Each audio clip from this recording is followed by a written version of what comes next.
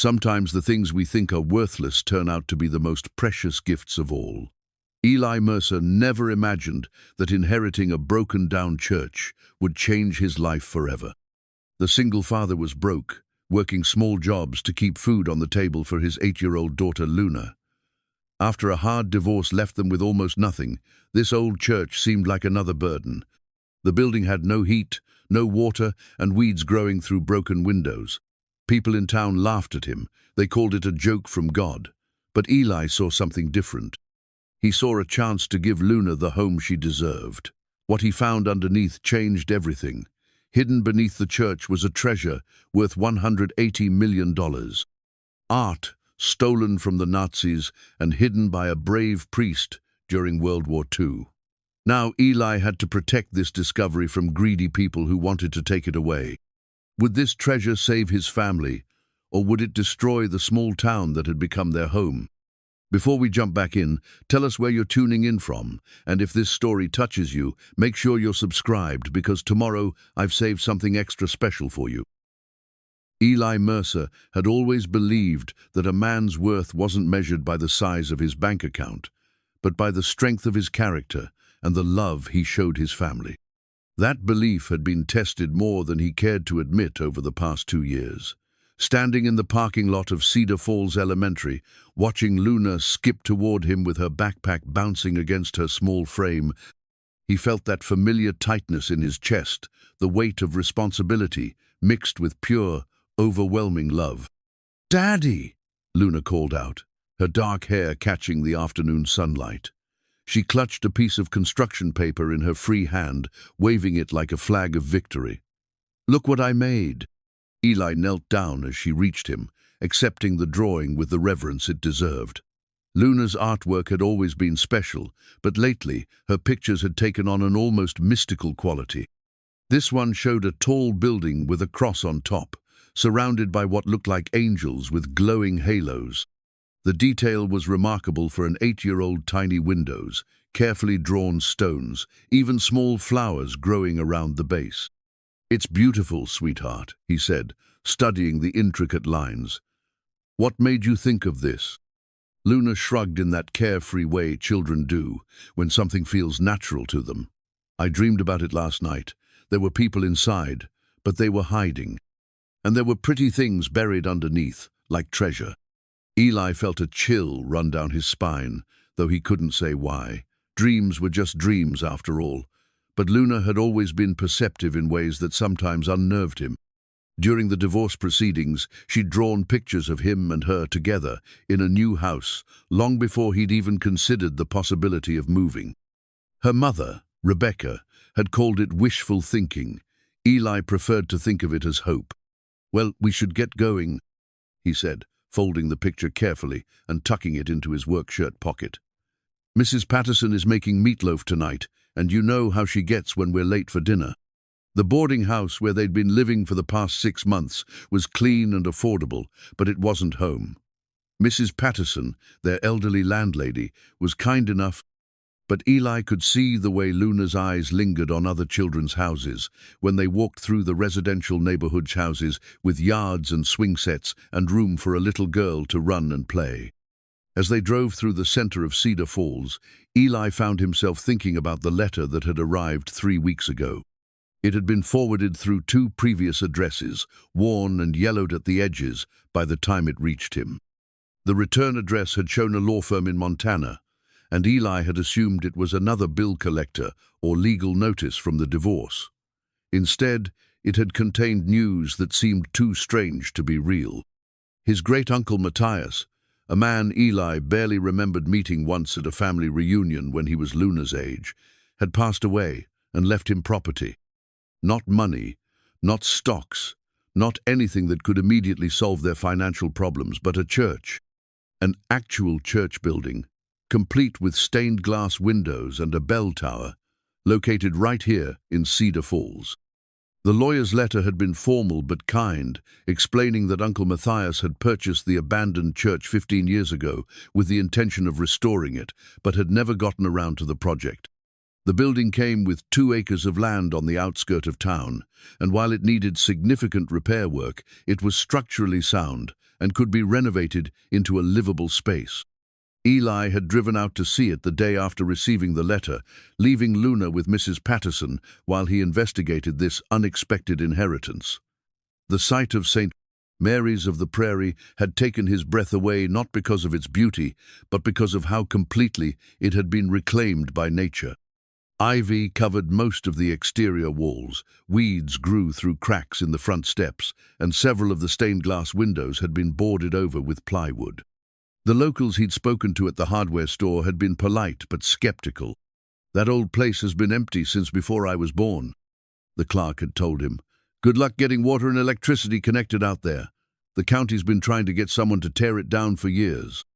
But Eli had walked through those empty rooms and felt something he hadn't experienced in a long time: possibility. The main sanctuary was enormous, with soaring ceilings and beautiful hardwood floors hidden beneath layers of dust and debris. The altar area could be converted into a living space, and there were several smaller rooms that could serve as bedrooms, a kitchen, and Luna's art studio. The bell tower, if it could be safely restored, would give them a view of the entire valley. More importantly, it would be theirs. No more monthly rent, no more living at the mercy of landlords, no more explaining to Luna why they couldn't paint her bedroom walls or hang pictures wherever she wanted. It would be their sanctuary, their fresh start.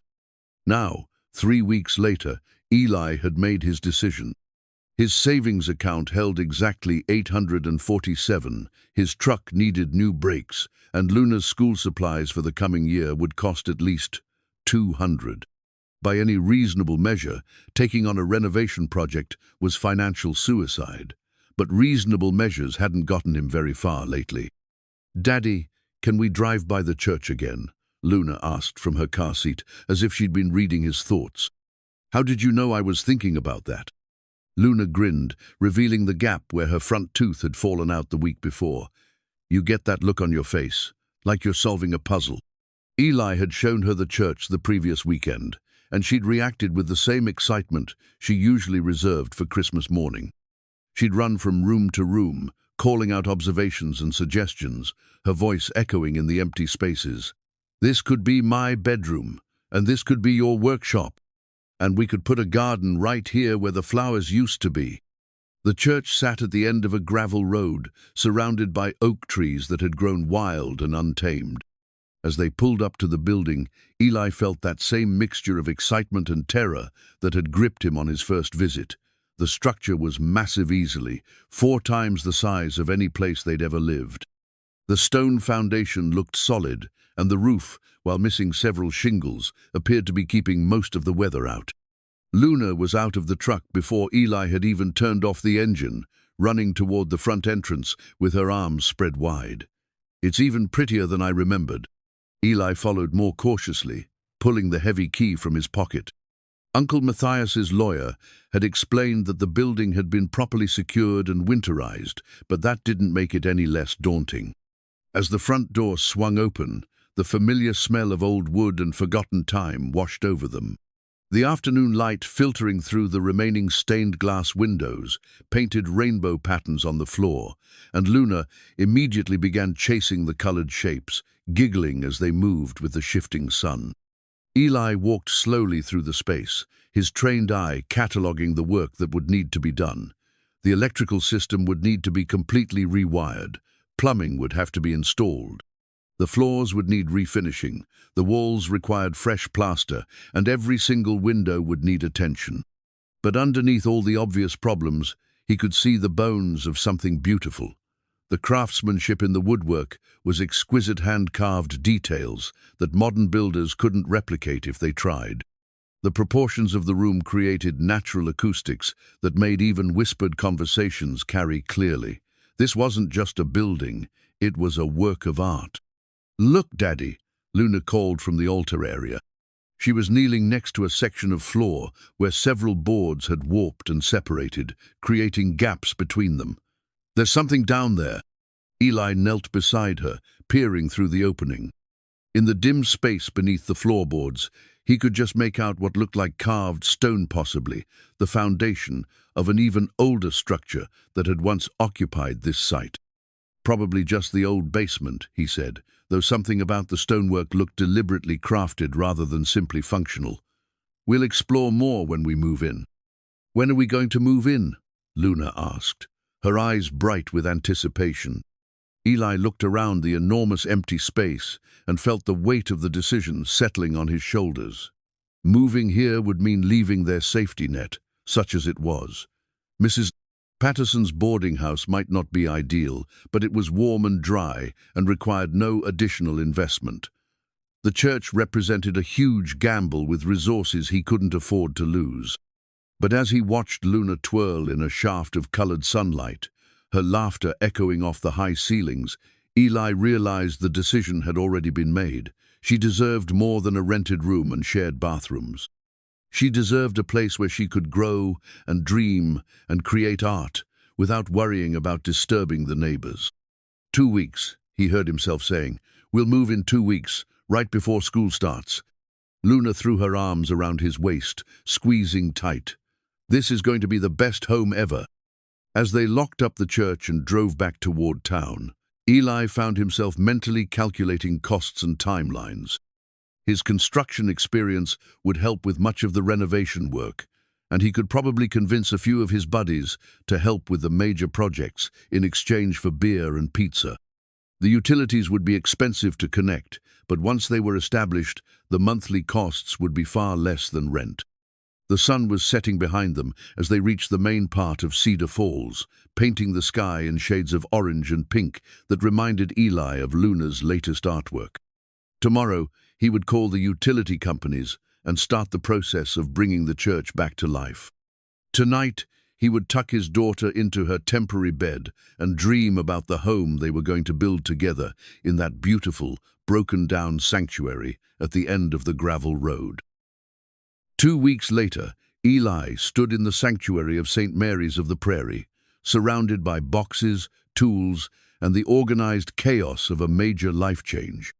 The morning sun streamed through the stained glass windows, casting jeweled patterns across the dust motes that danced in the air. Luna had claimed the small room behind the altar as her bedroom, and her excited chatter echoed through the building as she arranged her stuffed animals and art supplies. Moving day had gone smoother than expected. Their possessions barely filled one corner of the vast space, making Eli realize just how little they actually owned. But what they lacked in furniture, they made up for in determination. He'd already mapped out a renovation plan that would transform the church into a comfortable home over the next 6 months, working room by room as time and money allowed. The first priority was basic functionality, getting the utilities connected and creating a livable kitchen area. Eli had spent the morning installing temporary lighting and setting up a workstation near the altar. The afternoon would be devoted to assessing the plumbing situation and figuring out where to install their first real bathroom. "Daddy, come look at this," Luna's voice carried from the altar area, tinged with the excitement of discovery. Eli wiped his hands on his work jeans and walked over to where Luna was kneeling beside the ornate wooden railing that separated the altar from the main sanctuary.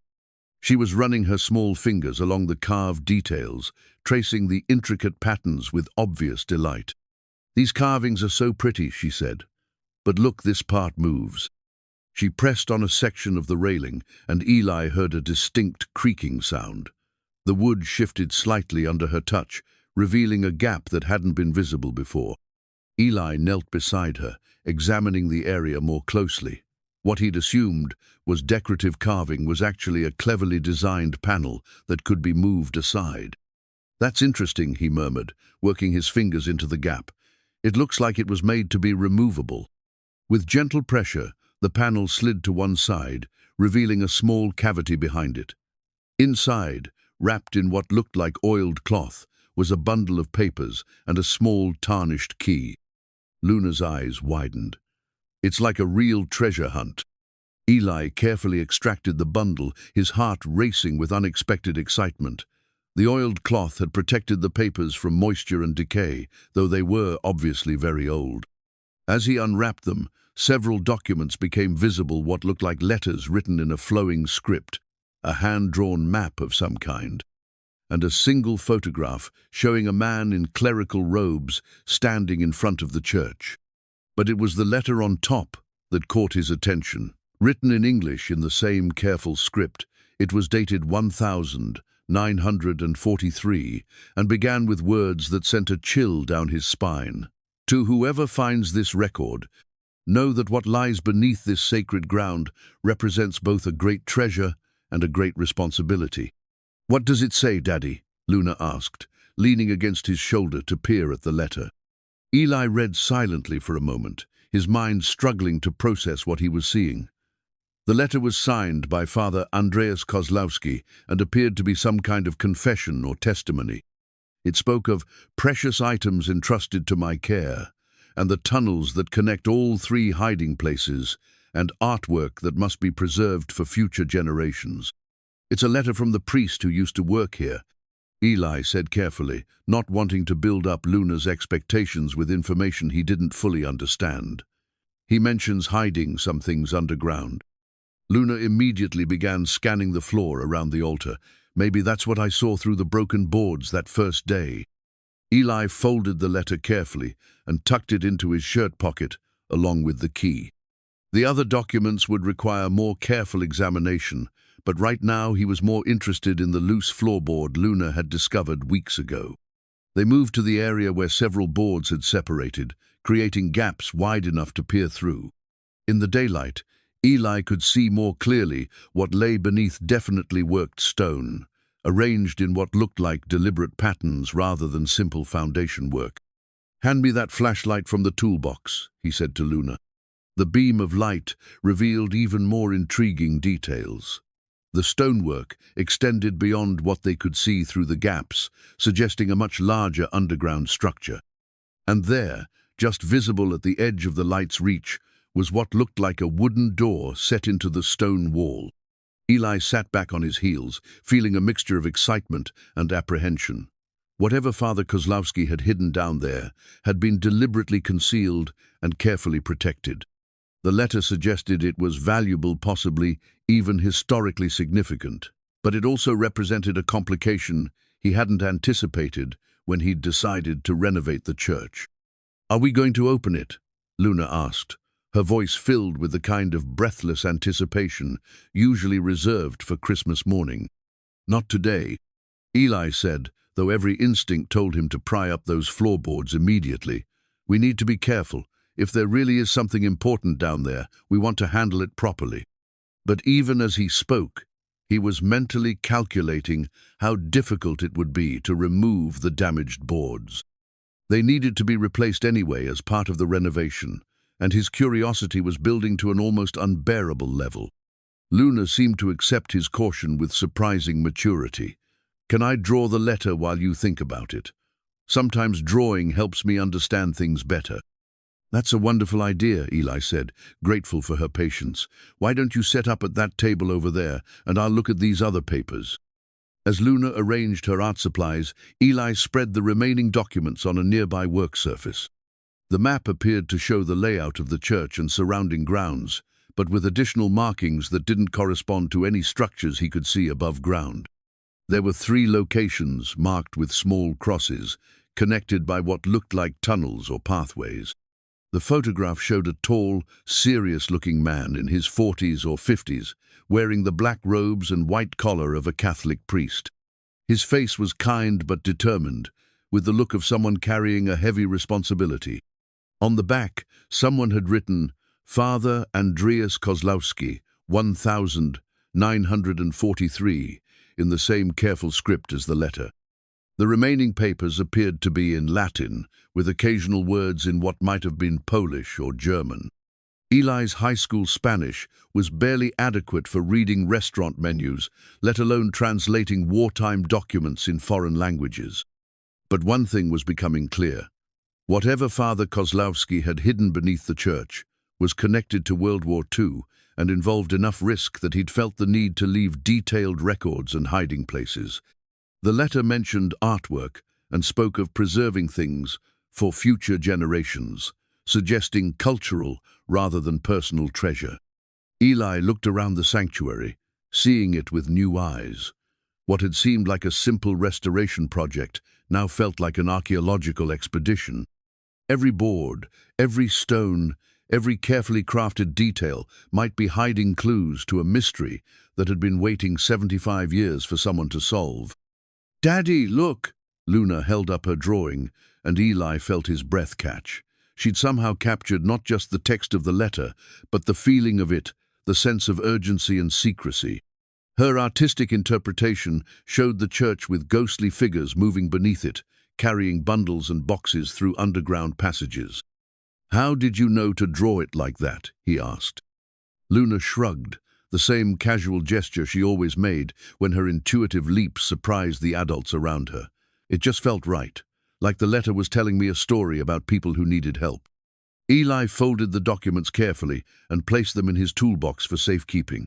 Tomorrow, he would need to find someone who could help him translate the foreign language portions and maybe research Father Kozlowski's history. But tonight, he wanted to focus on making their new home comfortable and safe for Luna. As evening approached and they prepared their first meal in the church's makeshift kitchen, Eli couldn't shake the feeling that their lives had just taken an unexpected turn. The loose floorboard that had seemed like a simple repair problem had become the entrance to a mystery that might change everything they thought they knew about their new home.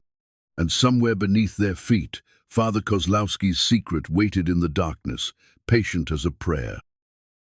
3 days after discovering Father Kozlowski's letter, Eli found himself standing on the front porch of a weathered Victorian house on the outskirts of Cedar Falls. The morning air carried the scent of late summer roses from the overgrown garden, and somewhere in the distance, a meadowlark called across the prairie. In his hand, he clutched a manila folder containing photocopies of the documents they'd found the originals safely locked in his toolbox back at the church. The house belonged to Dr. Margaret Whitmore, according to the mailbox leaning at a precarious angle beside the front gate. Eli had learned about her from Betty Crawford at the local library, who'd mentioned that Dr. Whitmore was a retired history professor who'd spent decades researching the local area's role in World War II. "She's a bit of a recluse," Betty had warned with a conspiratorial whisper. "Hasn't been to town in months, and she doesn't much care for visitors. But if anyone can help you with those old documents, it would be Margaret." The front door opened before Eli could knock, revealing a woman in her 70s with steel-grey hair pulled back in a practical bun and sharp blue eyes behind wire-rimmed glasses. She wore a faded cardigan over a simple dress, and her expression suggested she found unexpected visitors to be an unwelcome interruption. "Dr. Whitmore," Eli began. "My name is Eli Mercer," Betty Crawford at the library suggested. "I know who you are," Margaret interrupted, her voice carrying the crisp authority of someone accustomed to lecturing rooms full of college students. "You're the man who inherited Matthias Mercer's church. Betty mentioned you might come calling with questions about local history." She studied him for a long moment, then stepped aside to allow him entry. "I suppose you'd better come in, though I should warn you that I don't suffer fools gladly, and I have little patience for treasure hunters and amateur historians." The interior of Margaret's house was a scholar's paradise. Every available surface was covered with books, papers, and carefully organized research materials. Maps covered the walls, some modern, others clearly historical, marked with pins and colored strings connecting various locations. The smell of old paper and strong coffee filled the air. "Tea or coffee?" Margaret asked, leading him into a study that served as the nerve center of what appeared to be a decades-long research project. "Coffee would be wonderful, thank you." As Margaret prepared the coffee, Eli examined the materials covering her desk. He could see newspaper clippings, government documents, and what looked like military records, all organized with the methodical precision of serious academic work. "You've been researching World War II for a long time," he observed. 37 years, Margaret replied, returning with 2 mismatched mugs. "Ever since I retired from the university and decided to focus on local history. There's more to this area's wartime story than most people realize." She settled into a worn leather chair and fixed him with an expectant look. "Betty mentioned you'd found some old documents in the church. I assume that's why you're here." Eli opened his folder and handed her photocopies of Father Kozlowski's letter and the photograph. Margaret's expression changed the moment she saw the priest's name, her professional detachment giving way to genuine excitement. "Good Lord," she breathed, adjusting her glasses to examine the documents more closely. "Where exactly did you find these?" "Hidden in the altar railing," Eli explained, "along with some papers in what I think might be Latin and Polish, and this key."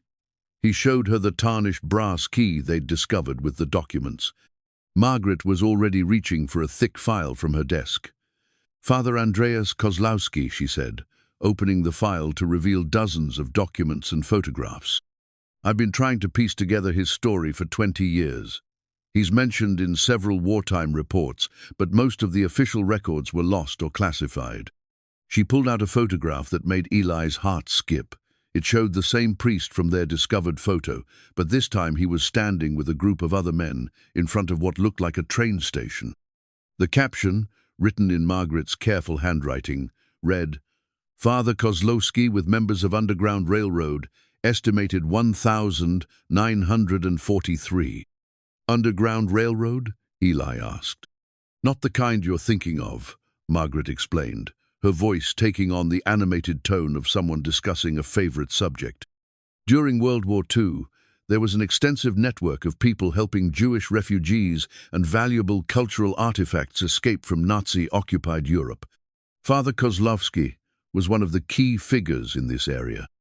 She pulled out more documents, shipping manifests, train schedules, and correspondence between various religious organizations. The official story is that he was simply a parish priest who died in 1944.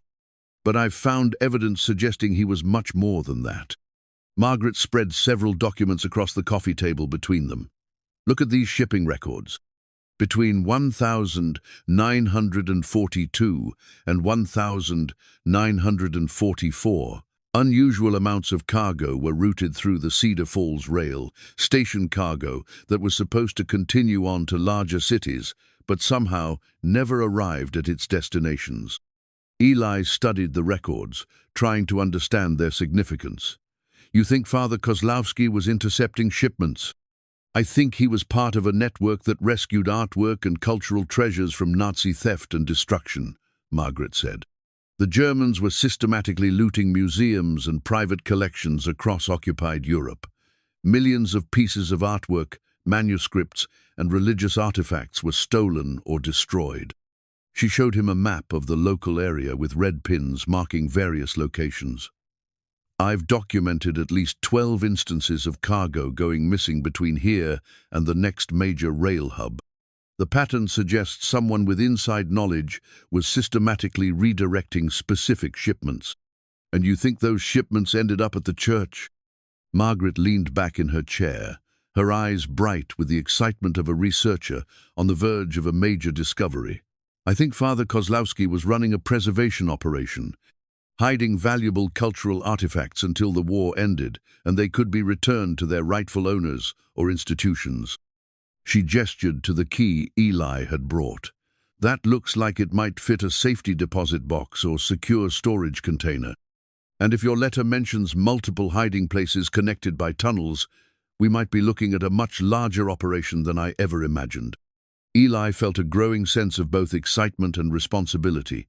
"If you're right, and there really are stolen artworks hidden under the church, what should we do about it?" "First, we need to see what's actually down there," Margaret said practically. "Then we need to document everything carefully and contact the appropriate authorities. If these are stolen cultural artifacts, they need to be properly preserved and, when possible, returned to their countries of origin."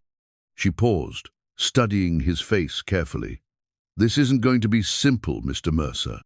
If I'm right about what Father Kozlowski was doing, you may have stumbled onto one of the most significant art recovery finds in decades.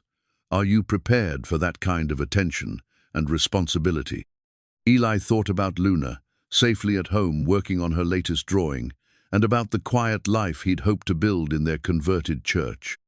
I'm not sure anyone could be prepared for something like this, but if Father Kozlowski went to all this trouble to preserve these things, then I think we owe it to him and to history to do this right." Margaret smiled, and for the first time since he'd arrived, her expression was genuinely warm. "In that case, Mr. Mercer, I think we should plan a careful exploration of your basement.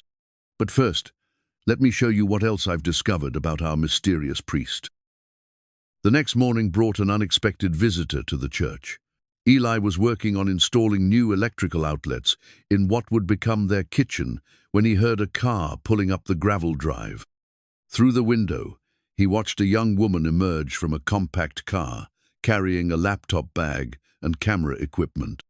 She had shoulder-length black hair and moved with the purposeful stride of someone accustomed to asking difficult questions.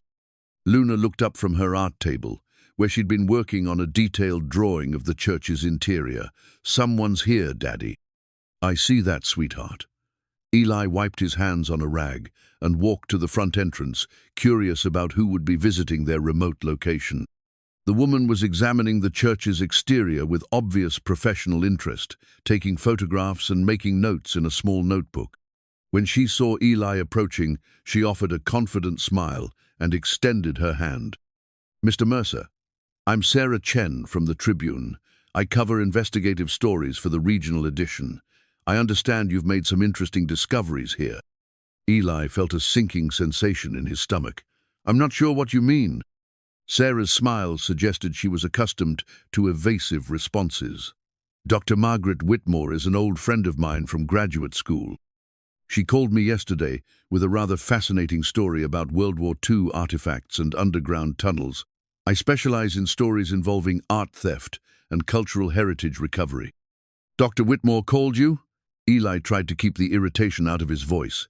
He'd specifically asked Margaret to keep their discovery quiet until they knew more about what they were dealing with. "She was trying to be helpful," Sarah said, apparently reading his expression. "Stories like this require expertise in provenance, research, and international law.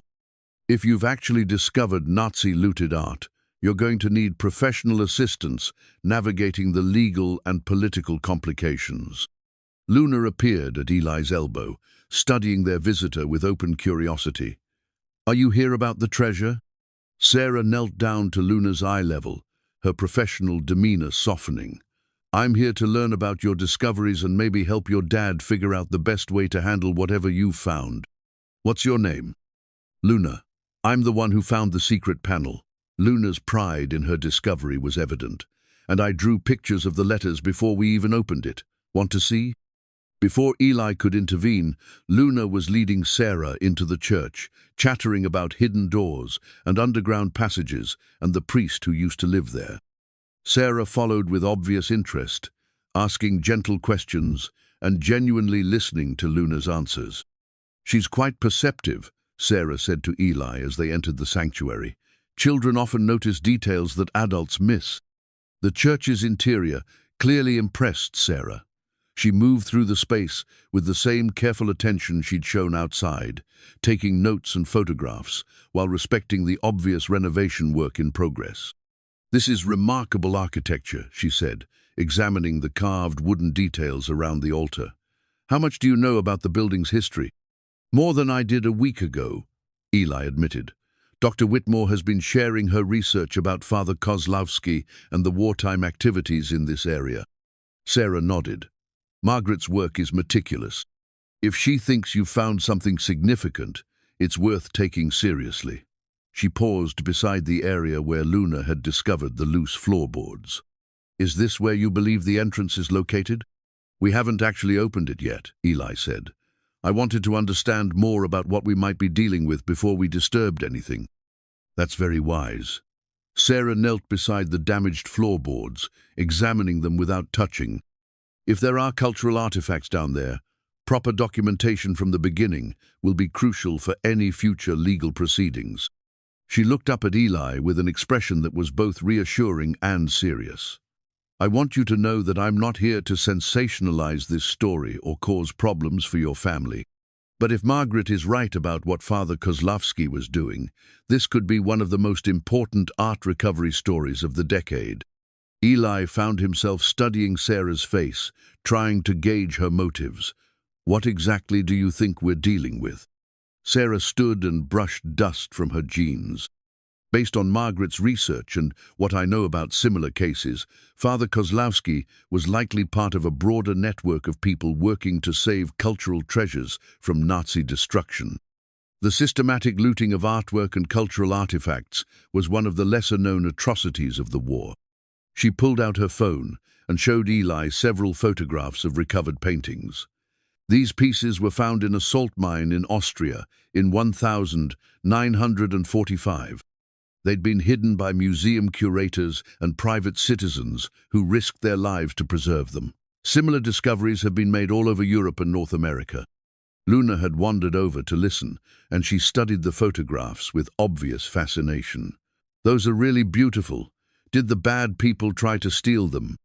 "They did," Sarah said gently, "but good people like Father Kozlowski worked very hard to keep them safe." "Like treasure guardians," Luna said with satisfaction. "Exactly like treasure guardians," Sarah smiled at Luna, then turned back to Eli. "The legal aspects can be complex, but if these are legitimate recovery artifacts, you would likely be entitled to a finder's fee from any insurance settlements or institutional recovery programs." The financial implications hadn't even occurred to Eli, but Sarah's mention of finder's fees sparked a new concern. "We're not doing this for money." "I understand that," Sarah said quickly, "but recovery of stolen cultural property often involves substantial financial settlements, and you deserve to benefit from that if you're the one taking the risks to properly preserve and report these items." She gestured around the church's interior. "Besides, renovating a building like this requires significant investment. Any finder's fees could help ensure that both the artifacts and the building are properly preserved for future generations." Eli looked at Luna, who was now sketching Sarah's photograph of recovered artwork with obvious enthusiasm. The practical side of his mind recognized the truth in Sarah's words. Proper restoration of the church would cost far more than he could afford on his handyman's income. "What would you need from us?" he asked. "Access to document the discovery process," Sarah said. "Professional photographs, interviews, and the opportunity to research the background story. In return, I can help coordinate with art recovery experts, legal specialists, and museum professionals who can ensure everything is handled properly." She pulled a business card from her wallet. "I'm not asking you to decide today. Talk it over with Margaret, do some research on my background, and call me when you're ready. But I would strongly recommend against exploring those tunnels without proper documentation and expert guidance." As Sarah prepared to leave, Luna ran over with her latest drawing, a remarkably detailed sketch showing people carrying artwork through underground passages while a priest watched protectively. "This is for you," Luna said, offering the drawing to Sarah, "so you can remember about the treasure guardians." Sarah accepted the drawing with obvious emotion.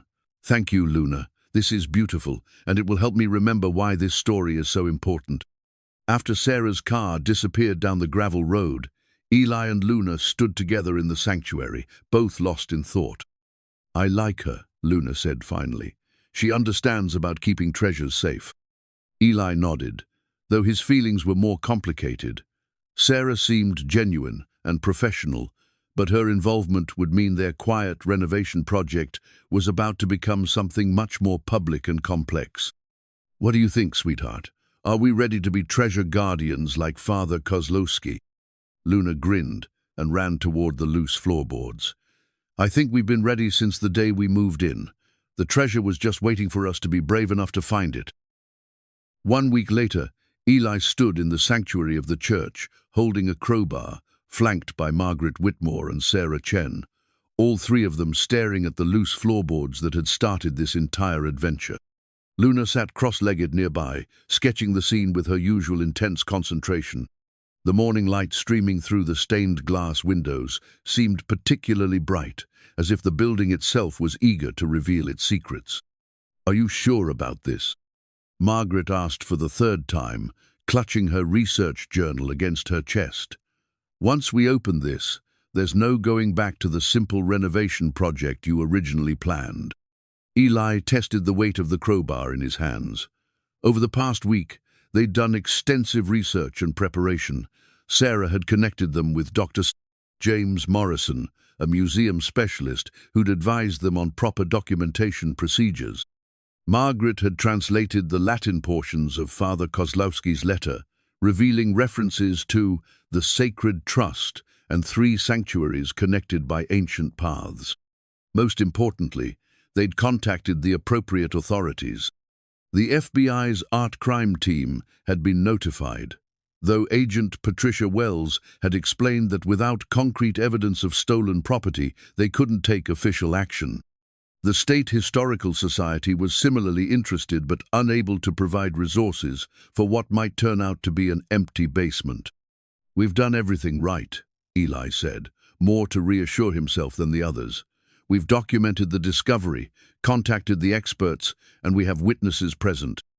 Whatever's down there has been waiting 75 years. I think it's time." Sarah had her camera ready, and Margaret held a professional-grade flashlight borrowed from the university's archaeology department. Luna looked up from her sketching with obvious excitement.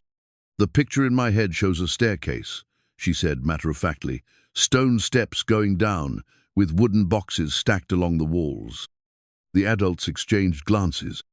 Luna's intuitive insights had been unsettlingly accurate throughout this process, from her initial discovery of the loose floorboard to her drawings that seemed to anticipate each new revelation. Eli positioned the crowbar under the first damaged board and applied gentle pressure. The wood came up easily, having been loosened by decades of seasonal expansion and contraction. Underneath, exactly as Luna had predicted, stone steps descended into darkness. "My God," Margaret whispered, her flashlight beam revealing carefully crafted stonework that was clearly much older than the church above. "This isn't just a basement. It's been deliberately excavated and finished." Sarah was already photographing everything, her camera flash illuminating details that the flashlight had missed. The staircase was narrow but well constructed, with hand-carved stone steps worn smooth by use.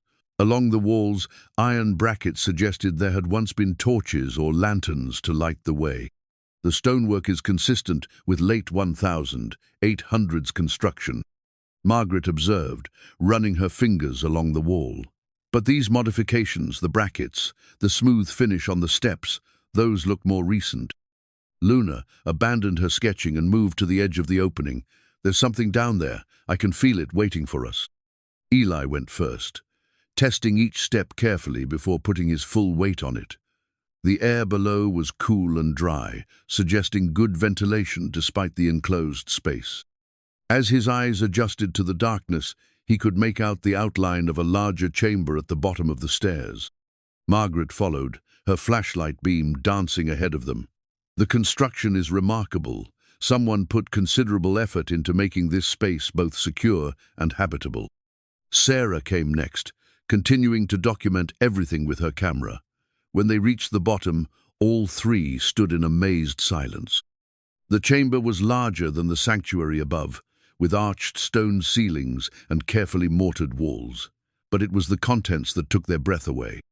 Along both walls, wooden crates of various sizes were stacked 3 high, each one labeled with numbers and letters in Father Kozlowski's careful script. In the center of the room, a simple wooden table held an oil lamp, several books, and what appeared to be a ledger. "This is incredible," Sarah breathed, her camera capturing every detail. "It's like a warehouse designed to preserve precious cargo." Margaret moved toward the table, her historian's instincts immediately drawn to the written records. "Look at this, he documented everything."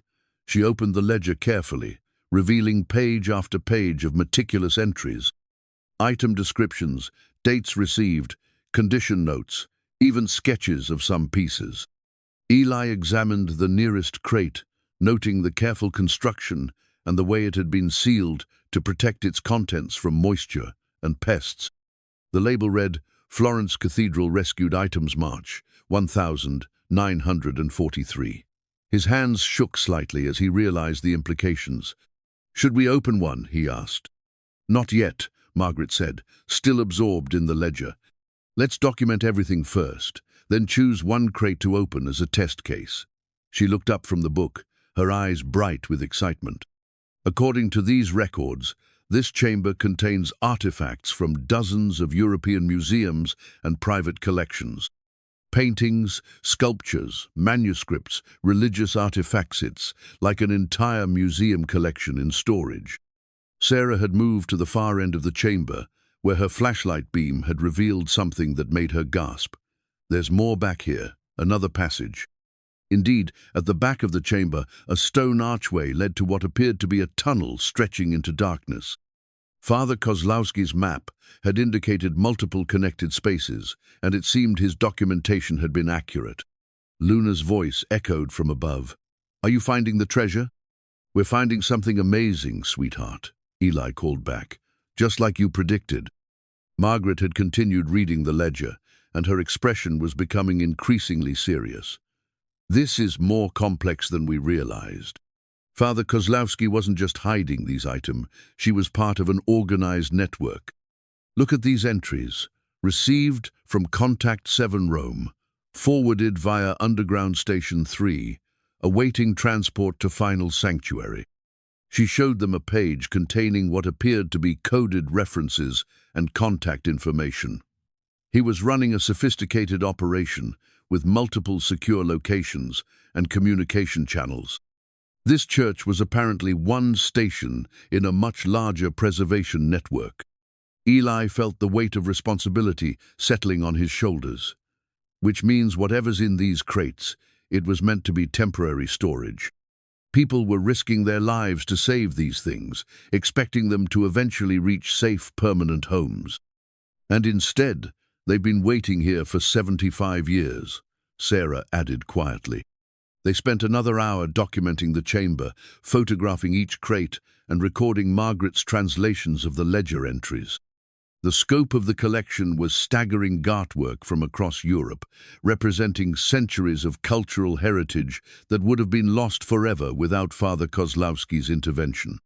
When they finally climbed back up to the sanctuary, all three were overwhelmed by the magnitude of their discovery.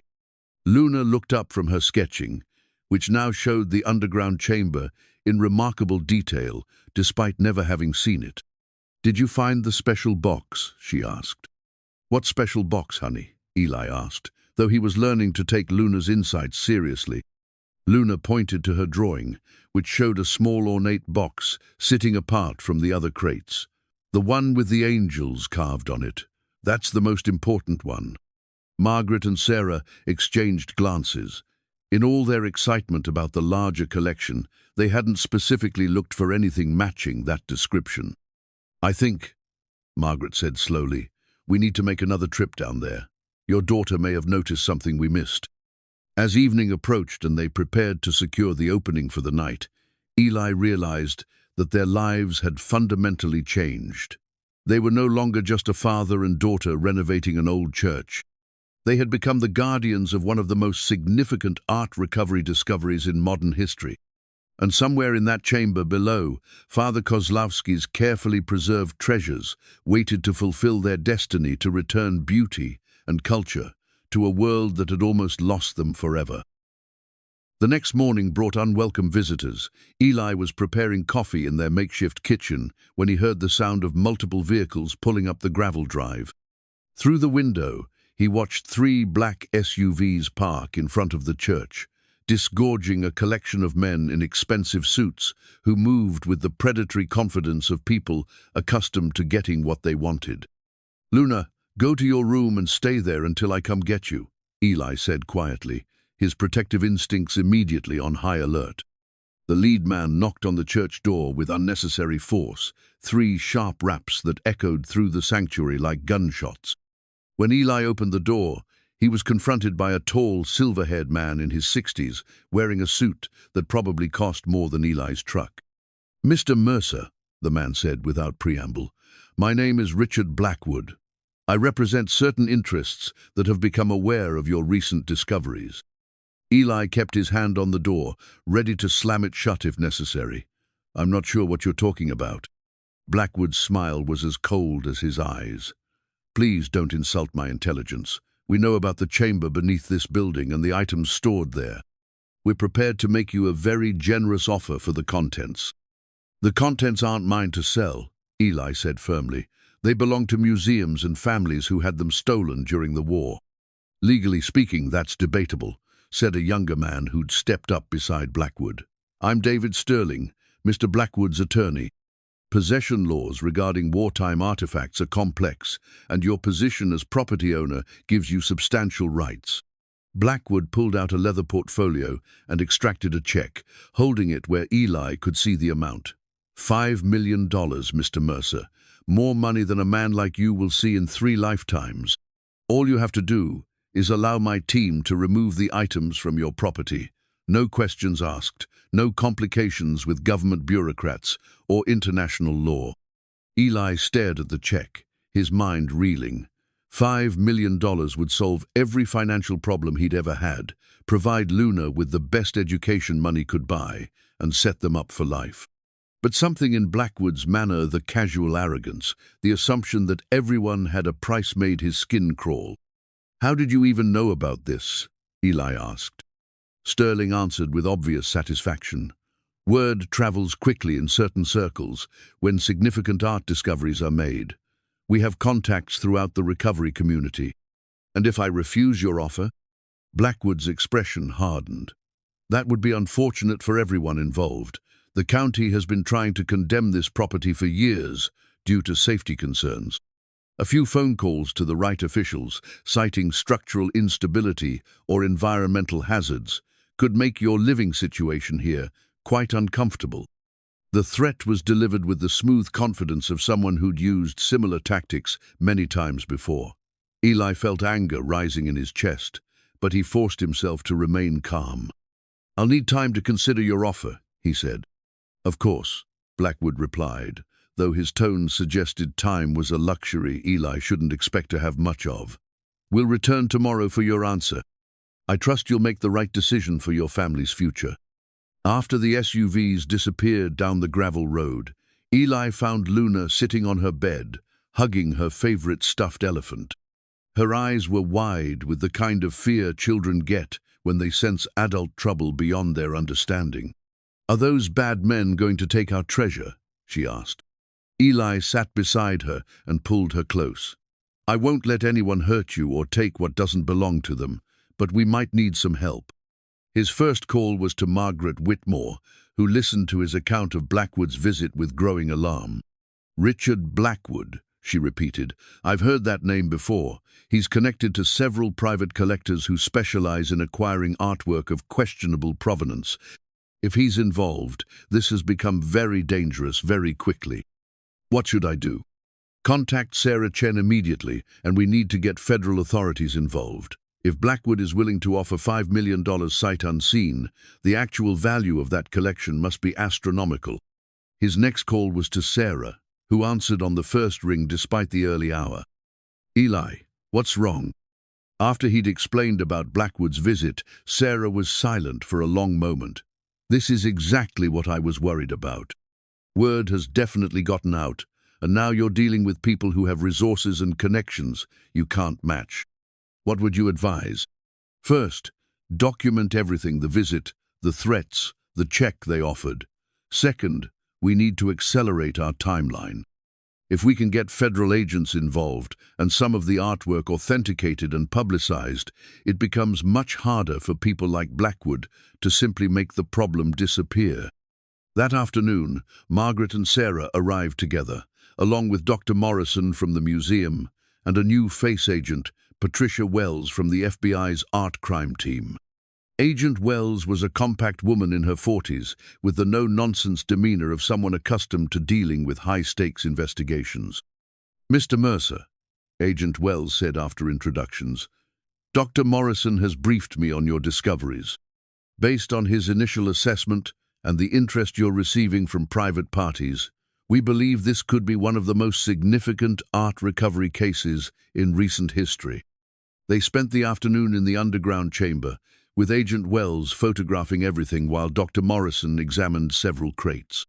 When they finally selected one to open as a test case, the contents exceeded everyone's expectations. Inside, wrapped in layers of protective cloth, was a painting that made Dr. Morrison gasp audibly. It was a small but exquisite Madonna and Child, bearing the unmistakable style of a Renaissance master. "This is impossible," Dr. Morrison whispered, examining the piece with a magnifying glass. "If this is authentic, and preliminary examination suggests this is Madonna of the Rose Garden by Giovanni Bellini. It was stolen from a private collection in Florence in 1943 and has been missing ever since." Agent Wells was already on her phone, calling in additional resources. "If this is representative of what's down here, we're looking at potentially hundreds of millions of dollars in recovered art." But it was Luna who made the most significant discovery of the day. While the adults were focused on the Bellini, she had wandered to the far corner of the chamber and found exactly what she'd drawn the day before: a small, ornate box, carved with angels, sitting apart from the other crates. "This one's different," she announced, carefully carrying the box to the adults. The box itself was a work of art carved from dark wood, with intricate angel figures covering every surface. Inside, they found Father Kozlowski's personal Bible, along with a leather-bound journal that documented not just his preservation activities, but his broader resistance work during the war. Margaret translated sections aloud, her voice growing more emotional with each entry. "Today helped 3 families reach the Canadian border. The children were so brave, asking only when they would see their parents again. God give me strength to be worthy of their trust." The journal revealed that Father Kozlowski had been part of a vast network that had saved not just artwork, but human lives. The art preservation had been only one aspect of his resistance activities. As evening approached, and they prepared to secure the chamber once again, Agent Wells pulled Eli aside. "Mr. Mercer, I want you to understand the significance of what you've discovered here. This isn't just about valuable artwork, it's about returning stolen cultural heritage to families and institutions who thought it was lost forever. But that also means you and your daughter are now potentially in danger from people who profit from the illegal art trade." She handed him her card. "I'm arranging for federal protection until we can properly secure this site and begin the recovery process. Don't let anyone pressure you into making decisions about these artifacts. What Father Kozlowski preserved here belongs to the world, not to private collectors." That night, as Eli tucked Luna into bed in their temporary bedroom, she looked up at him with serious eyes. "We're really treasure guardians now, aren't we, Daddy?" "Yes, sweetheart, just like Father Kozlowski was." "Good," Luna said with satisfaction. "I think he would be proud of us." As Eli turned out the lights, he hoped she was right. Tomorrow would bring new challenges, but tonight, Father Kozlowski's treasures were safe, and Luna was sleeping peacefully in their sanctuary. The betrayal came from the last person Eli expected. 3 days after Agent Wells had arranged federal protection for the site, Eli was working in the underground chamber with Dr. Morrison, carefully cataloguing artifacts, when his phone rang. It was Betty Crawford from the library, her voice tight with distress. "Eli, you need to know something. Margaret Whitmore collapsed at home this morning. She's in the hospital, and it doesn't look good." Eli's blood ran cold. Margaret had become more than a research partner. He'd become family, the grandmother Luna had never had. "What happened?" "Heart attack, they think. But Eli, that's not the only reason I'm calling. Before the ambulance came, Margaret managed to call me. She was barely coherent, but she kept saying something about Heinrich Weber and documents she'd hidden. She said to tell you that Weber's grandson is in town, and he's not who he claims to be." Heinrich Weber. The name was familiar from the Nazi documentation they'd found with Father Kozlowski's papers. Weber had been an SS officer involved in art-looting operations in occupied territories. Eli hung up and immediately called Sarah Chen, but her phone went straight to voicemail. Next, he tried Agent Wells, who answered on the first ring. "Agent Wells, it's Eli Mercer. We may have a problem." After he'd explained Betty's call, Agent Wells was quiet for a long moment. "Mr. Mercer, I need you to listen carefully. Are you alone in the chamber right now?" "Dr. Morrison is here with me." "Good. I want both of you to come up immediately and lock that entrance. Don't touch anything else. Don't document anything else. I'm sending backup to your location right now." "What's going on?" "I'll explain when I get there. Just get out of that chamber and keep your daughter close." As Eli and Dr. Morrison climbed the stone steps back to the sanctuary, Eli's mind was racing. Margaret's cryptic warning about Heinrich Weber's grandson suggested that someone connected to their investigation wasn't who they claimed to be.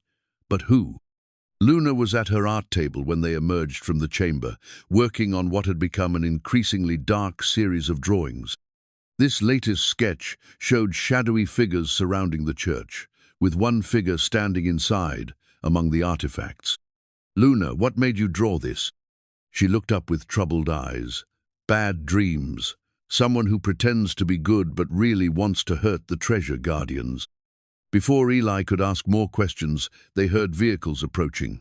Through the window, Eli saw Agent Wells arriving with 2 other federal agents, followed closely by an ambulance that made his heart skip. But the third vehicle was Sarah Chen's car, and the sight of her emerging unharmed brought relief flooding through him.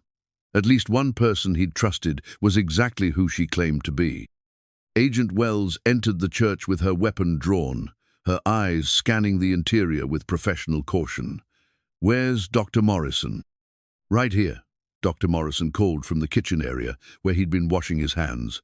"Agent Wells, what's the emergency?" Instead of answering, Agent Wells nodded to one of the other agents, who immediately moved toward Dr. Morrison. "Dr. James Morrison, you're under arrest for conspiracy to commit art theft and fraud." "What?" Eli stared in shock as the agent began reading Dr. Morrison his rights. "There must be some mistake." "No mistake," Agent Wells said grimly. "We've been investigating Dr. Morrison for months in connection with several suspicious art authentication cases. When this discovery was reported, it provided the perfect opportunity to catch him in the act."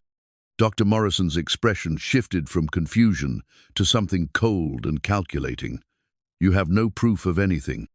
"Actually, we do." Sarah Chen stepped forward, and Eli noticed she was carrying recording equipment. "Everything you said down in that chamber has been documented, including your phone call to Richard Blackwood describing which pieces would be easiest to remove and forge authentication for." Eli felt the world tilting around him. "You've been working with Blackwood?" Dr. Morrison laughed, a bitter sound that echoed off the sanctuary walls. "Working with him? Richard Blackwood is my client, has been for years.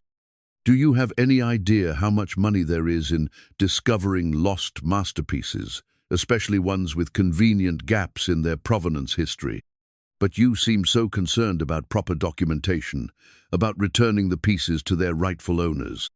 "Documentation is essential when you're planning to sell something, Dr. Dopp," Morrison said with cold amusement. "Buyers want authentication, provenance research, official records. I was simply doing the preliminary work to maximize the collection's value." Agent Wells stepped closer to Dr. Morrison. "What we want to know is how you knew about this discovery so quickly. Our investigation suggests information was leaked before Mr. Mercer even contacted federal authorities." Dr. Morrison's silence was telling, but Sarah provided the answer. "It was Margaret Whitmore," she said quietly. "Not intentionally, she was being used. Dr. Morrison had cultivated a relationship with her over the years, presenting himself as a legitimate researcher interested in her World War II studies. When she called him about Eli's discovery, she thought she was bringing in an expert to help." Eli felt sick. Margaret's collapse wasn't just a heart attack brought on by age, and stress it was the result of learning she'd been manipulated by someone she'd trusted. Agent Wells continued the explanation. Dr. Morrison immediately contacted his network, including Blackwood. The plan was to use Morrison's legitimate credentials to gain access to the collection, then gradually replace authentic pieces with high-quality forgeries while selling the originals through private channels. "And if that hadn't worked?" Eli asked. "Blackwood's visit was Plan B," Agent Wells said. intimidation and legal pressure to force you to sell the entire collection to them outright. As Dr. Morrison was led away, Luna tugged on Eli's shirt. "Daddy, what about the special box, the one with the angels?" In all the chaos, Eli had almost forgotten about Father Kozlowski's personal effects. Agent Wells immediately looked alert. "What special box?" "Luna found something yesterday that we hadn't examined yet," Eli explained. "A carved box with Father Kozlowski's personal Bible and journal." "Show me." Back in the chamber, Luna led them directly to the ornate box she'd discovered. But when Agent Wells opened it, she found more than just religious items. Hidden in a secret compartment in the bottom were additional documents, modern documents. "These are financial records," Agent Wells said, examining the papers with her flashlight. "Bank accounts, safety deposit box numbers, contact information." She looked up with excitement. Margaret Whitmore wasn't just researching Father Kozlowski's operation, she was trying to complete it. Sarah read over Agent Wells' shoulder. "These accounts contain funds specifically designated for returning artifacts to their countries of origin and compensating families who lost property during the war." "Father Kozlowski set up a trust fund?" Eli asked. "Not Father Kozlowski," Agent Wells said. "Margaret Whitmore. She'd been using her research to track down the rightful owners of artifacts, and she'd established a foundation to handle returns and compensation when items were eventually recovered." The revelation cast Margaret's work in an entirely new light. She hadn't just been studying history, she'd been actively working to right historical wrongs. Agent Wells carefully gathered all the documents. "This changes everything about how we handle this recovery. Instead of a typical federal investigation, we're looking at a privately funded repatriation program that's been in development for decades." "What does that mean for us?" Eli asked. "It means that Margaret Whitmore's foundation will handle the legal aspects of returning these artifacts to their proper owners. It also means that her research has already identified most of the legitimate claimants, which will make the process much faster and cleaner than typical art recovery cases." As they secured the chamber for the night, Sarah pulled Eli aside. "There's something else you should know," she said. "I spoke with the hospital about Margaret. She's stable, but she's been asking for you and Luna. She wants to make sure you understand that this foundation, it's something she's been building for you. For us? She never had children of her own, but she told the nurses that she finally found the family she was meant to help. The foundation will provide a substantial income for managing the repatriation process, and there's a provision that makes Luna a beneficiary for her education and future."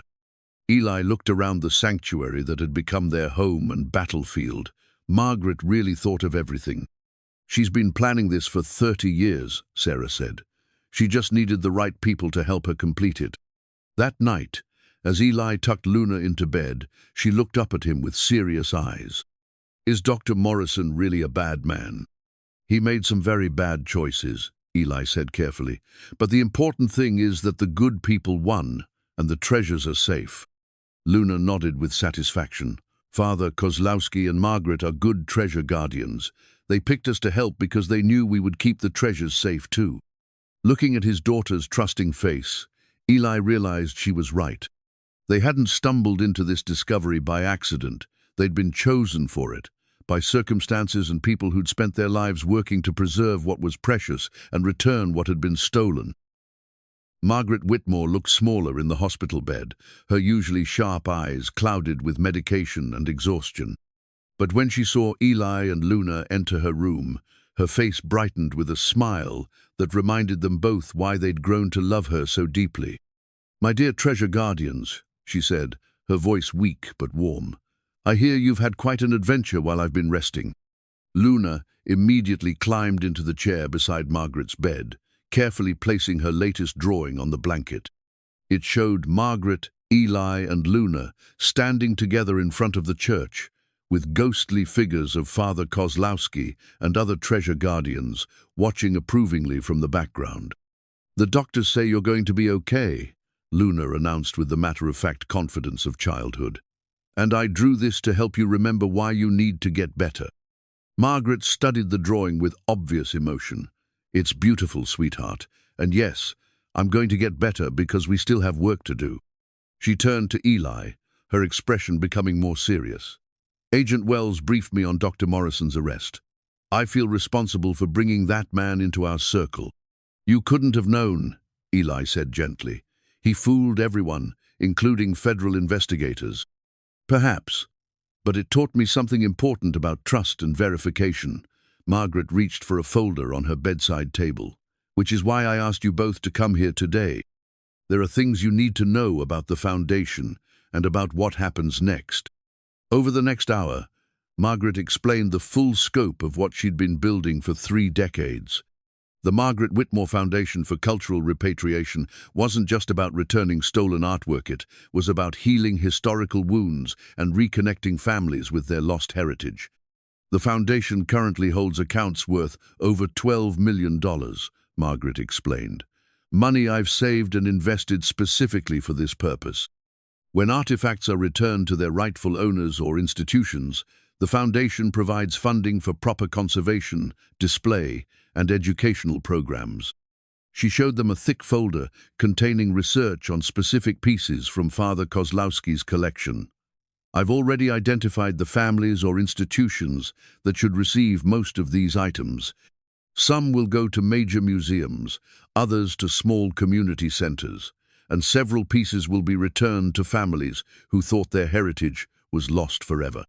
Luna was studying a photograph of a small painting showing a family with children. "Will the children in this picture get to see their family's treasure again?" "Actually," Margaret said with a gentle smile, "the children in that portrait are now grandparents living in New York. And yes, they're going to be very surprised to learn that their great-grandfather's painting survived the war." Eli felt the weight of responsibility settling on his shoulders once again. "What do you need from us?" "I need you to become the operational directors of the foundation," Margaret said. "The foundation will purchase the church property from you at fair market value, then hire you to manage the repatriation process and maintain the site as a cultural center and museum." She pulled out a legal document that had clearly been prepared before her hospitalization. "The salary for managing the foundation is substantial enough to provide Luna with the finest education available and to ensure your family's financial security for generations." "But why us?" Eli asked. "Surely there are people with more experience in museum management or international law." Margaret's eyes grew bright with conviction. "Because experience isn't what this requires. It requires integrity, compassion, and the kind of wisdom that comes from understanding what it means to lose everything and still choose to do what's right." She looked at Luna, who was carefully studying each photograph in the folder. "And because Luna has a gift for seeing the truth in things, she's going to be essential to this work." "What kind of gift?" Luna asked, looking up from the photos. "You see with your heart as well as your eyes," Margaret explained. "That drawing you made of the underground chamber before you'd ever seen it, that wasn't coincidence. Some people are naturally attuned to history and emotion in ways that help them understand what's really important." Over the following week, preparations for the formal recovery process began in earnest. Agent Wells coordinated with international law enforcement agencies, while Sarah worked on documentation that would tell the world about Father Kozlowski's remarkable preservation network. But it was the human stories that made the deepest impact on Eli and Luna. The first family reunion happened on a sunny Thursday morning. Rosa and Mario Benedetti, both in their 70s, traveled from New York to see the return of their great-grandfather's paintings, 3 small landscapes that had hung in their family's Florence apartment before the war. Luna watched from the sanctuary as the elderly couple examined the paintings with tears streaming down their faces. "These were in our great-grandfather's study," Rosa explained to Eli. "When the soldiers came, our great-grandmother grabbed what she could carry and ran with the children. She always said the paintings were lost forever." Mario ran his fingers gently along the frame of one landscape. "She used to tell us stories about each painting, where our great-grandfather bought them, what they meant to the family. We thought those stories would die with us." "Now you can tell them to your grandchildren," Luna said solemnly. "Yes," Rosa said, smiling through her tears. "Now we can." Similar scenes played out over the following days, as word spread through networks of families, historians, and museum professionals. Each return brought its own emotional weight, its own story of loss and recovery. Dr. Elena Vasquez arrived from the Madrid Museum of Fine Arts to reclaim a collection of Spanish religious artifacts that had been thought destroyed during the Civil War. Professor Johann Müller represented the Berlin Museum of Jewish History in recovering ceremonial items that had been looted from synagogues across Eastern Europe. But it was the arrival of Cardinal Alessandro Torretti from the Vatican that brought the most significant validation of their work. Father Kozlowski was never officially recognized for his wartime activities. The cardinal explained as he examined religious artifacts that had been saved from churches across occupied Europe. The Vatican's wartime records were incomplete, and many of his fellow resistance workers didn't survive the war. He held up a small silver chalice that bore inscriptions in multiple languages. But these artifacts tell the story of a man who risked everything to preserve what was sacred to others. The Church wishes to formally recognize Father Kozlowski as a righteous protector, someone who embodied the highest ideals of human compassion. Luna had been listening to these conversations with growing excitement, and that evening she approached Eli with an idea that was both simple and profound. "Daddy, I think we should have a big ceremony, not just for giving back the treasures, but for celebrating all the treasure guardians, Father Kozlowski, Margaret, even us." "What kind of ceremony?" "Like a party, but more serious, where everyone can see how the treasure guardians kept the beautiful things safe, and how the families get them back, and how it makes everyone happy." Eli discussed Luna's idea with Margaret, who was now well enough to participate in planning from her hospital room. "A repatriation celebration," Margaret mused. "I love it. We could invite all the families, the museum representatives, even some of the local community members who've been wondering what all the excitement is about." Agent Wells supported the idea from a practical standpoint. Public events like this help demonstrate the legal and ethical legitimacy of art recovery work. It also provides closure for families who've been waiting decades for resolution. Sarah was immediately enthusiastic about the media possibilities. This could become a model for how art recovery should be handled, not as government seizures or legal battles, but as celebrations of cultural preservation and family healing. Plans began taking shape for an event that would transform the church into a showcase for Father Kozlowski's remarkable preservation work. The ceremony would include formal presentations to families and institutions, exhibitions of recovered artwork, and educational displays about wartime cultural preservation efforts. But as the date approached, Eli found himself feeling increasingly nervous about the public attention. Their quiet renovation project had become an international story, and dozens of media outlets were requesting interviews and access. "Are we ready for all this?" he asked Margaret during one of their planning sessions. Margaret smiled, with the confidence of someone who'd spent 30 years preparing for exactly this moment. "We're as ready as anyone could be. But more importantly, this is what Father Kozlowski hoped would happen someday, that his work would be revealed and celebrated, and that the beautiful things he protected would find their way home." Luna, who had been quietly sketching during their conversation, looked up with bright eyes. "And after the celebration, we get to keep being treasure guardians for all the new beautiful things that people will bring us to keep safe." Both Margaret and Eli looked at her with surprise. "What new beautiful things?" Eli asked. Luna shrugged with her characteristic wisdom. "Once people know there's a safe place for treasures, they'll bring us more things that need protecting. That's what treasure guardians do. They keep the beautiful things safe until it's time for them to go home." As Eli looked around the sanctuary that had become their home, their mission, and their legacy, he realized Luna was probably right. Father Kozlowski's work hadn't ended with his death, it had simply waited for the right people to continue it.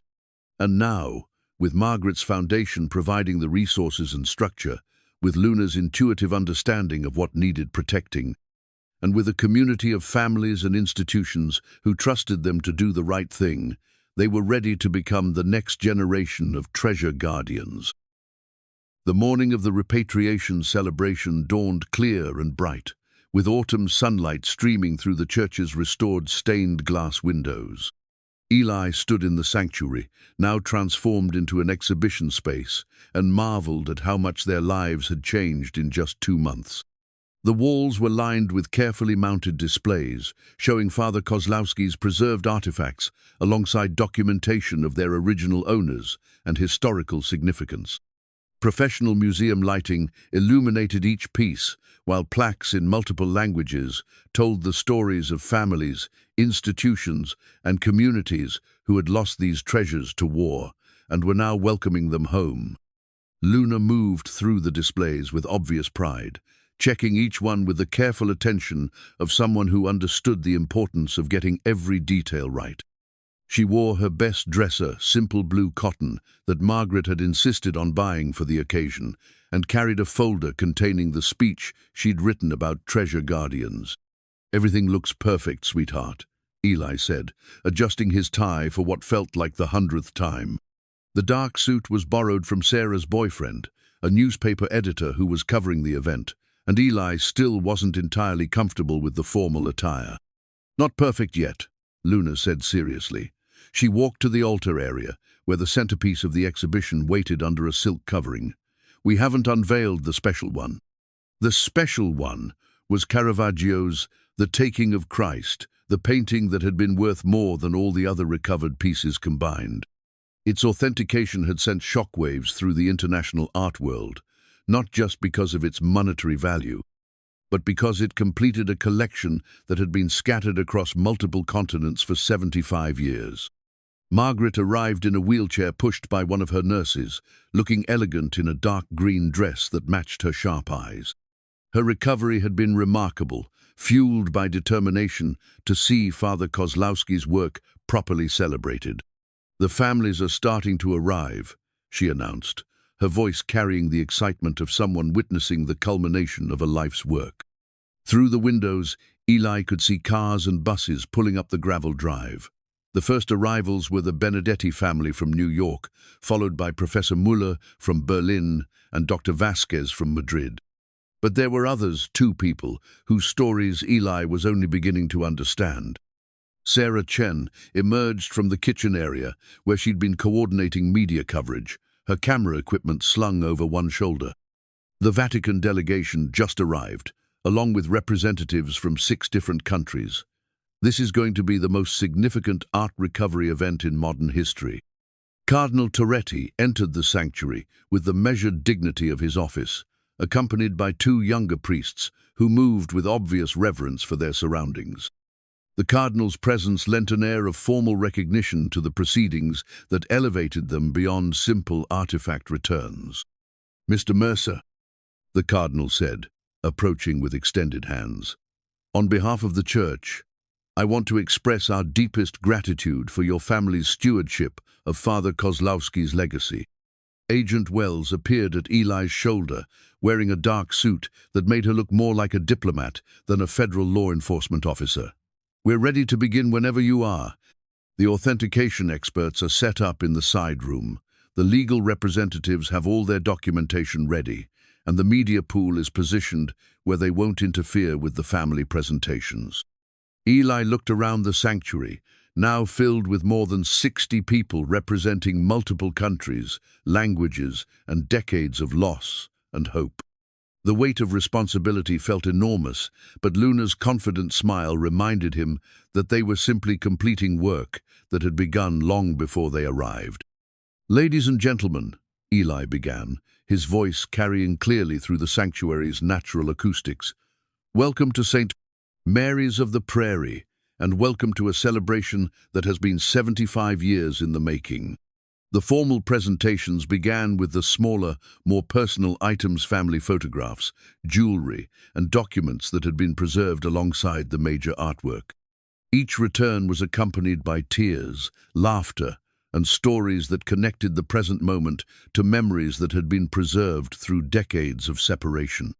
Rosa Benedetti wept openly as she held her great-grandmother's prayer book, its pages still crisp despite 7 decades of careful storage. She died believing everything was lost, Rosa whispered, if she could see this moment. Professor Mueller's composure cracked when he examined a collection of Hebrew manuscripts that had been saved from a burning synagogue in Prague. These represent not just religious texts, but the intellectual heritage of an entire community that was destroyed. Father Kozlowski didn't just preserve artifact, she preserved memory itself. As the morning progressed and larger pieces were formally transferred to their new custodians, the sanctuary filled with an energy that was both celebratory and deeply moving. Luna moved through the crowd with her notebook, sketching faces and moments that she wanted to remember forever. But it was the arrival of an unexpected visitor that brought the most profound moment of the day. An elderly woman in her 80s, supported by two younger family members, entered the sanctuary and immediately began crying. She spoke rapid Italian to Dr. Vasquez, who translated with obvious emotion. "This is Maria Rossini," Dr. Vasquez announced to the gathered crowd. "She is the daughter of Father Giuseppe Rossini, the priest who worked with Father Kozlowski to coordinate the preservation network. She never knew what happened to her father's work until she saw news reports about today's event." Maria approached the display, showing Father Kozlowski's photograph and personal effects, speaking in Italian through her tears. Dr. Vasquez continued translating. "She says her father spoke often of his American colleague, who was doing God's work in preserving beauty from destruction. She never expected to see proof that their network had succeeded." Maria Rossini's revelation transformed the atmosphere in the sanctuary, from celebration to something approaching reverence. Her presence connected Father Kozlowski's work to a broader network of courage and compassion that had operated across continents during humanity's darkest hours. Through Dr. Vasquez's translation, Maria shared stories her father had told her about the American priest who risked everything to preserve beauty and culture. He said Father Andreas understood that saving art wasn't vanity, it was saving hope itself. When people lose their cultural heritage, they lose part of their souls. Luna approached Maria with one of her drawings, a sketch she'd made, showing two priests standing together in front of a church, surrounded by glowing figures carrying precious objects to safety. Maria studied the drawing with wonder, then spoke rapidly in Italian. She says the drawing shows exactly what her father described. Dr. Vasquez translated. Two priests working together across the ocean, connected by their faith in preserving what was beautiful and sacred. Cardinal Toretti stepped forward, his voice carrying the formal authority of the church. "Today we witness not just the return of stolen property, but the completion of a sacred mission that began in the darkest days of the 20th century. Father Andreas Kozlowski and Father Giuseppe Rossini, along with countless others, chose to risk their lives to preserve the cultural heritage of all humanity." The cardinal moved to the center of the sanctuary, where everyone could see him clearly. The Catholic Church formally recognizes Father Andreas Kozlowski as a righteous protector, and posthumously awards him the Medal of Papal Recognition for his extraordinary service to cultural preservation and human dignity. The formal medal presentation was conducted with appropriate ceremony, with Eli accepting the honor on behalf of Father Kozlowski's memory and Luna standing beside him as the next generation of guardians. But it was the unveiling of the Caravaggio that provided the day's most dramatic moment. Sarah Chen had coordinated with international media to broadcast the unveiling live, understanding that this moment represented something larger than a single painting's recovery. As Eli and Luna together pulled away the silk covering, gasps echoed through the sanctuary. The taking of Christ was even more magnificent than anyone had expected. The painting's rich colors and dramatic lighting seemed to glow in the sanctuary's natural light, and the emotional power of Caravaggio's composition brought several viewers to tears. Dr. Helena Morrison, from the Vatican Museum's relation to the disgraced Dr. Morrison, who had betrayed their trust-provided expert commentary for the media coverage. "This painting has been lost to the world for over 75 years, she explained. Its recovery represents not just the return of a masterpiece, but the restoration of a crucial piece in understanding Caravaggio's complete body of work." But it was Margaret Whitmore who provided the most moving perspective on the painting's significance. Speaking from her wheelchair, her voice strong despite her recent illness, she addressed the assembled crowd with the passion of someone who had devoted her life to this moment. This painting depicts the moment when Christ was betrayed and arrested, a scene of darkness and loss, she said. But its survival, hidden and protected by Father Kozlowski for all these decades, transforms it into something else entirely. It becomes a symbol of hope, preserved through the darkest times, of beauty that cannot be destroyed by hatred or greed. She looked directly at Eli and Luna, and its discovery by this family, a father and daughter who chose courage over comfort, responsibility over easy profit, shows us that Father Kozlowski chose his guardians well. The formal presentations continued throughout the afternoon, with each artifact return accompanied by documentation, photography, and the profound emotions of families reconnecting with their heritage. Professor Mueller received the Hebrew manuscripts with a ceremony that included traditional blessings. Dr. Greeders Vasquez accepted the Spanish religious artifacts on behalf of communities that had thought their cultural heritage was lost forever. As the sun began to set through the stained glass windows, painting rainbow patterns across the sanctuary walls, Agent Wells made the final official announcement of the day. The FBI's art crime team has determined that all recovered artifacts have been properly authenticated and legally transferred to their rightful owners or designated custodians. The Margaret Whitmore Foundation for Cultural Repatriation will continue to operate from this site, serving as a model for how art recovery should be conducted worldwide. Luna had been quiet during much of the formal proceedings, but as the crowd began to disperse, she asked Margaret a question that surprised everyone. "What happens now? Are we finished being treasure guardians?" Margaret smiled with the wisdom of someone who understood that ending one chapter meant beginning another. "Oh, my dear child, we're just getting started. Word is already spreading about what we've accomplished here. There are families and institutions all over the world who have lost cultural treasures and need guardians to help them find their way home." She gestured around the sanctuary, now empty of artifacts, but filled with the lingering energy of the day's celebrations. This church will become a center for cultural preservation and repatriation. You and your father will help other families recover their heritage, just as we've helped these families today. As the last visitors departed and cleanup began, Eli found himself standing in the same spot where he'd first discovered Father Kozlowski's hidden letter. The sanctuary looked different, now larger somehow, as if the day's events had expanded its capacity for meaning and purpose. Luna appeared at his side, carrying her folder of drawings from the day.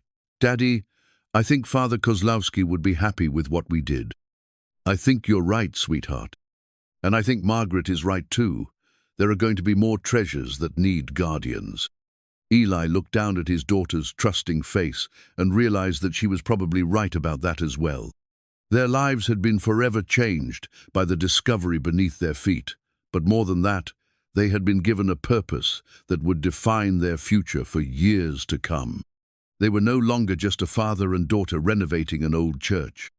They were the new generation of treasure guardians, carrying on work that had begun in the darkness of war and would continue in the light of hope and healing. 6 months later, Eli stood in the same spot where he'd first inherited what everyone had called a worthless church, but now the building hummed with purposeful activity. The Margaret Whitmore Foundation for Cultural Repatriation had transformed St. Mary's of the Prairie into an international center for art recovery, and their quiet church had become a beacon of hope for families and institutions seeking their lost cultural heritage.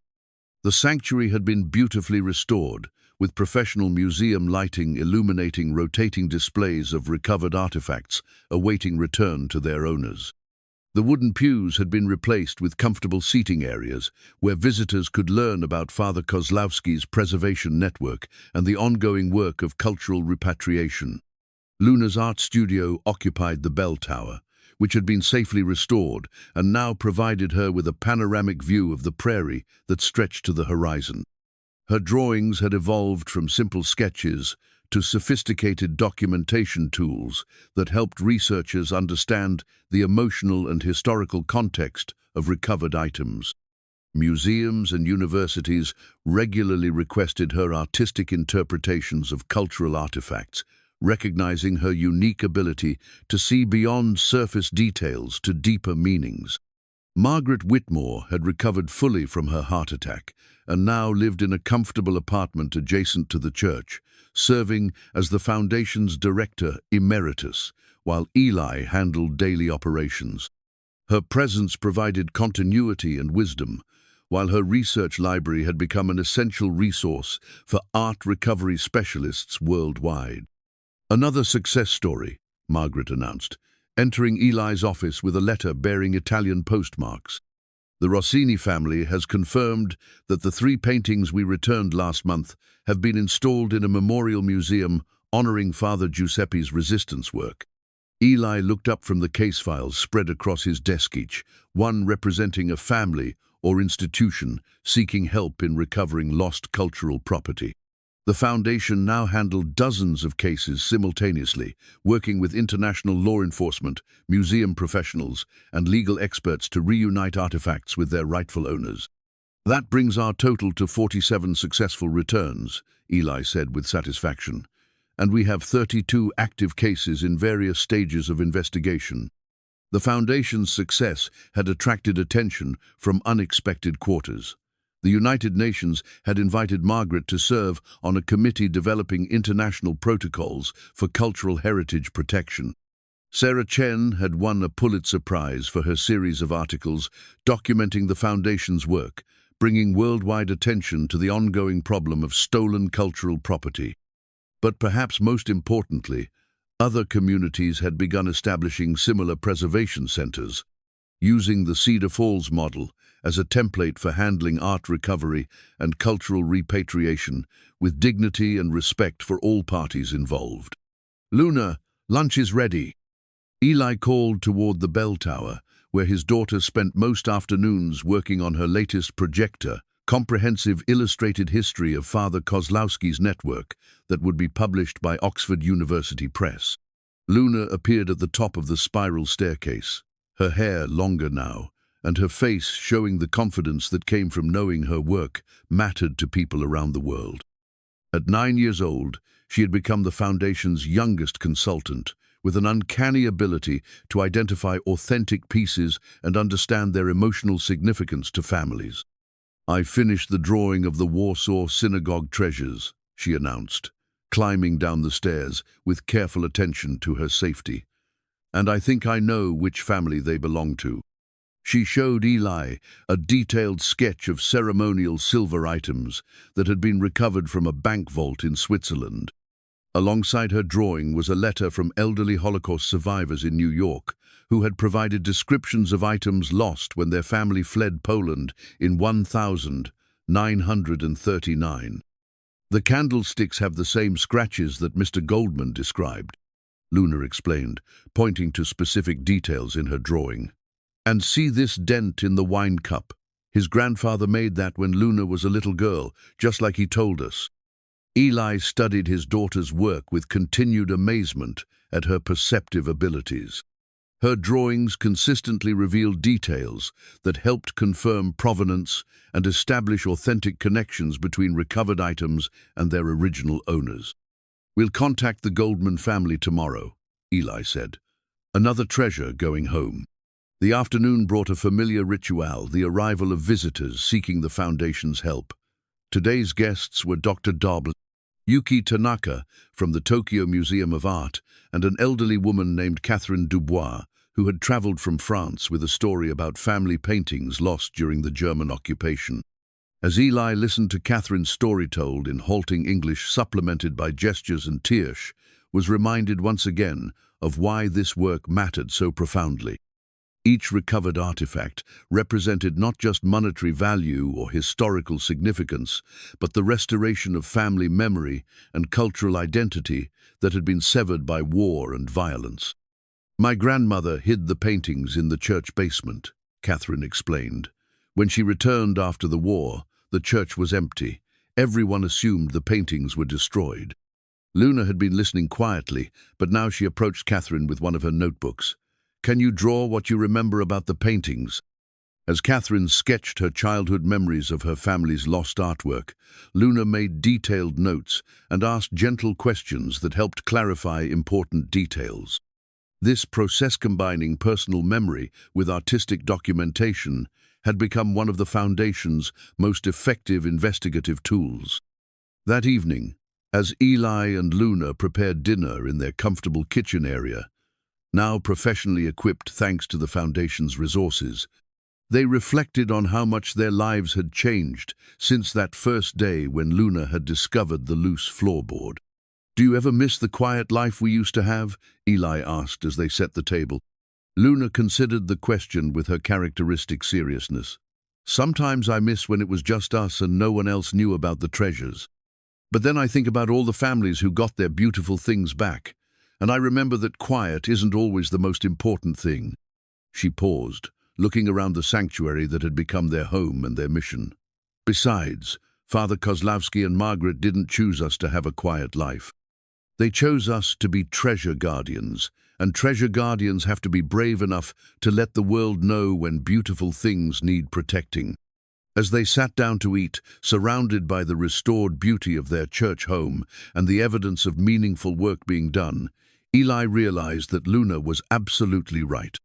They had been chosen for this purpose, not by accident or coincidence, but by the intersection of need and willingness that creates opportunity for extraordinary service.